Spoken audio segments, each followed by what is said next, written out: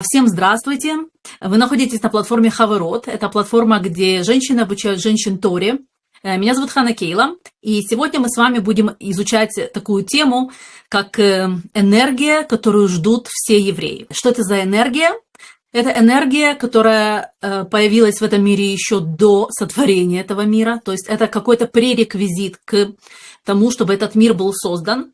И эта энергия называется Машиах.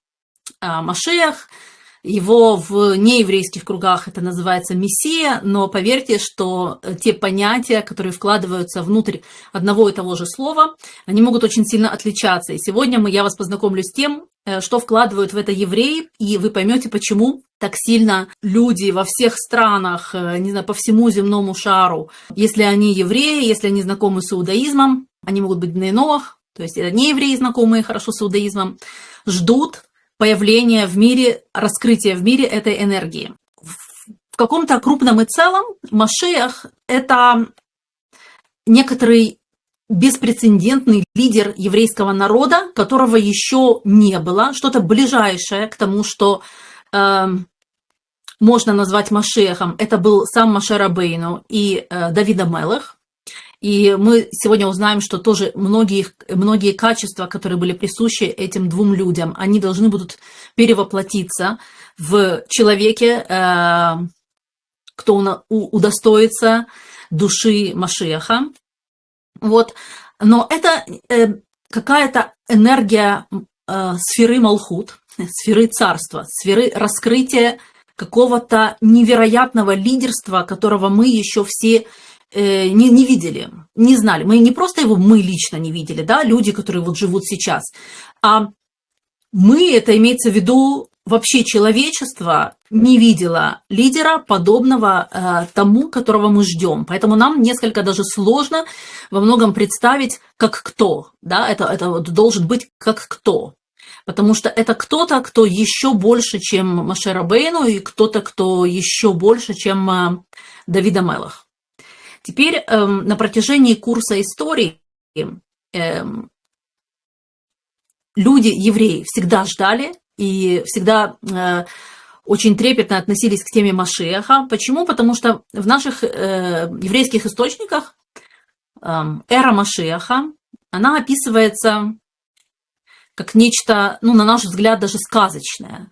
Это время, когда прекратятся болезни, все будут богаты, все будут, так называемый, наступит эгалитарный мир, да, мир в какого-то равенства, где все равны перед Всевышним, и где этот мир однозначно должен идти духовным, как бы духовность воспринимается как едино правильный, едино вообще возможный образ жизни. Если сегодня духовность – это выбор не очень многих людей, жить с точки зрения того, что у меня есть душа, и я преследую какие-то цели души, либо жить в материальном мире, где я преследую материальные цели, да, то когда придет Машиах, этого выбора как бы уже он будет ну, неуместный.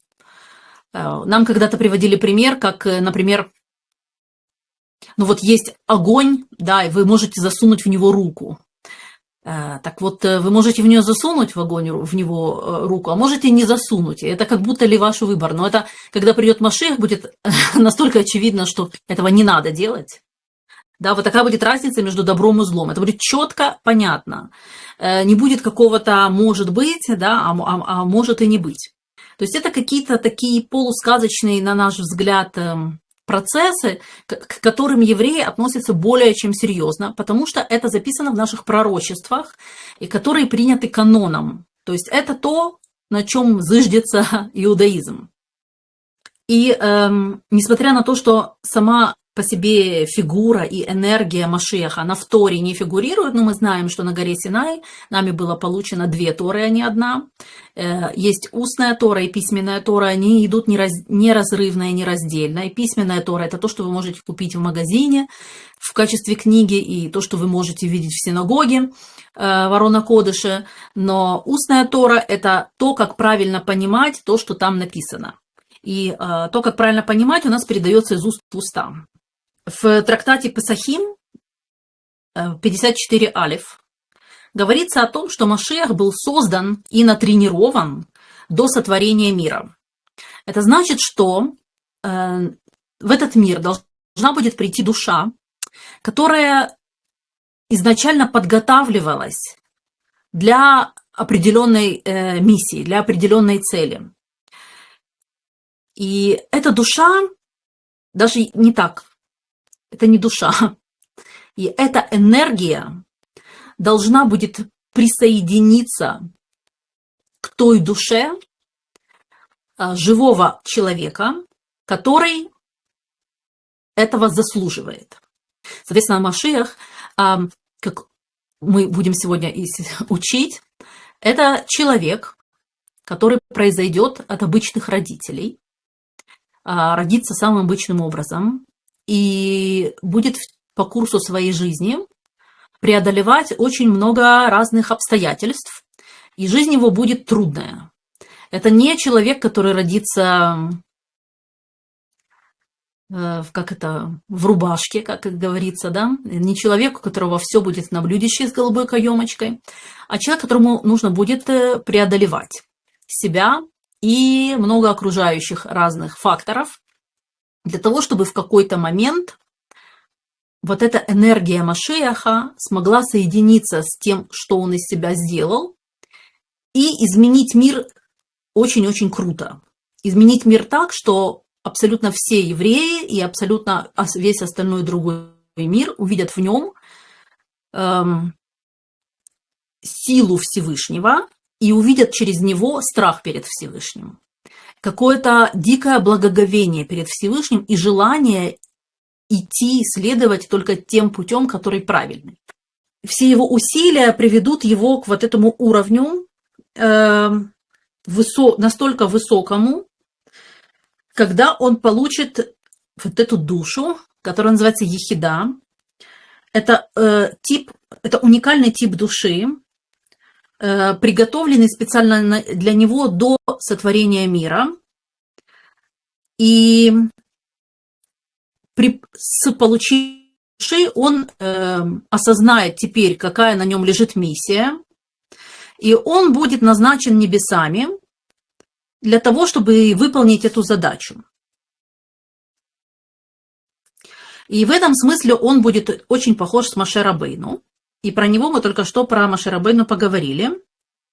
И Раби Нахман относительно родителей Машиаха говорит, что они не будут аж такие ай-яй-яй, да, то есть многие люди могут думать, что Машиах должен произойти от цадиков, из какой-нибудь большой известной династии, может быть, каббалистов, где ему передадутся глубинные знания, что он должен произойти из какой-то очень именитой семьи, или каждый хасидский двор думает, естественно, что Машиах должен произойти из династии Хребе, каждый там, понятно, сефарды думают, что обязательно будет сефард, ашкеназы думают, что Машиах обязательно ашкеназ, значит, каждое направление внутри иудаизма думает, что Машиах обязательно... Понимаем, каждый видит, что вот только он должен быть из самых праведных. И говорит Ария Кадош, что абсолютно будет наоборот. Родители Машиаха будут, Ария Кадош и Раби Нахман, что родители Машиаха будут вообще не факт, что праведными. Назовем это обычными. И в этом плане, друзья, у всех у нас есть шанс быть родителями Машиаха.